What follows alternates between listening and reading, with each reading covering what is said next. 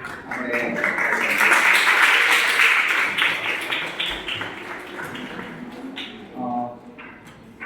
સૌ વિદ્યાર્થી મિત્રોને નમસ્કાર.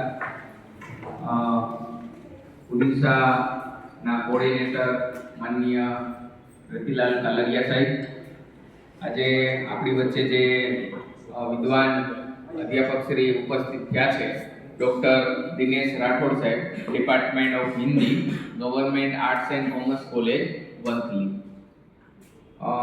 વિદ્યાર્થી મિત્રો, તમે જાણો છો, ઓડિશા વ્યાખ્યાન સિરીઝની આપણે શરૂઆત કરી છે. આ વ્યાખ્યાન સિરીઝની અંદર આજે આપણી વચ્ચે જે વિદ્વાન પ્રાધ્યાપક ડૉક્ટર દિનેશ રાઠોડ સાહેબ ઉપસ્થિત છે, હું વધારે સમય ન લેતા કાલરી સાહેબને વિનંતી કરું કે તેમનો થોડોક આપણે પરિચય કરાવે અને ત્યારબાદ આપણે વ્યાખ્યાનની શરૂઆત કરશું. માનનીય કાલરી સાહેબ.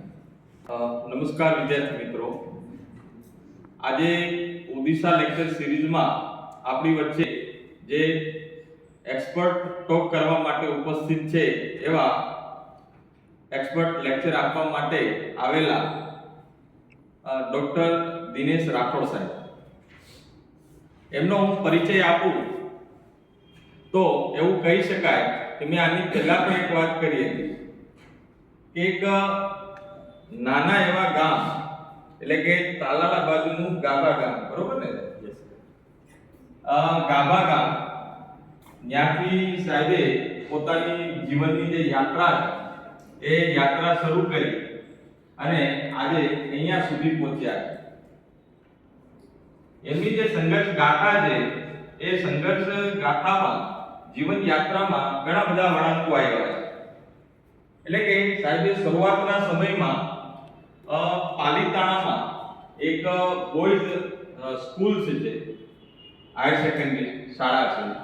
એ હાયર સેકન્ડરી શાળામાં શિક્ષક તરીકે નોકરી પણ કરી છે.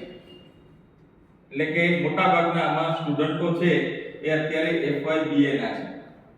TY વાળા પ્રવાસમાં ગયા છે, એટલે મોટાભાગના સ્ટુડન્ટો FY અને SY ના છે. એટલે કે government arts and commerce college વંથલીમાં એ ડિપાર્ટમેન્ટ ઓફ હિન્દીમાં આસિસ્ટન્ટ પ્રોફેસર તરીકે કાર્યરત છે. આજે પણ એમના જ્ઞાનનો લાભ છે એમના વિદ્યાર્થીઓને આપી રહ્યા છે. તેઓ આ અંગે આજનું જે લેક્ચર્સ છે એ વિષયની પ્રસ્તુતતા કરશે. રાઠોડ સાહેબ.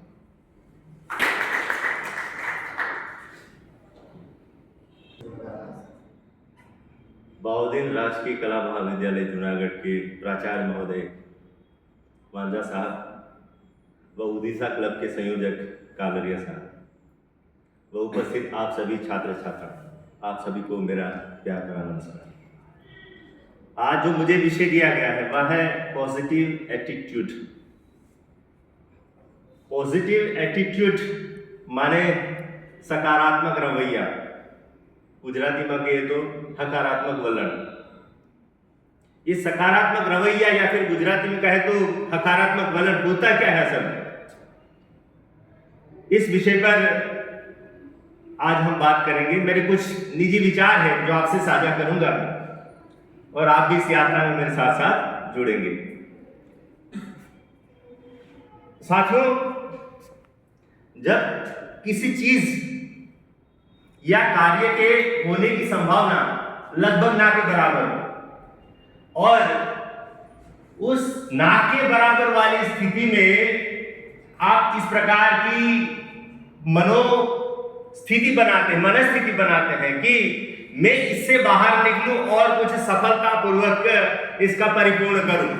इस प्रकार की जो आपकी सोच होती है, आपकी मानसिकता होती है, यही असल में सकारात्मक रवैया होता है या फिर दृष्टिकोण होता है.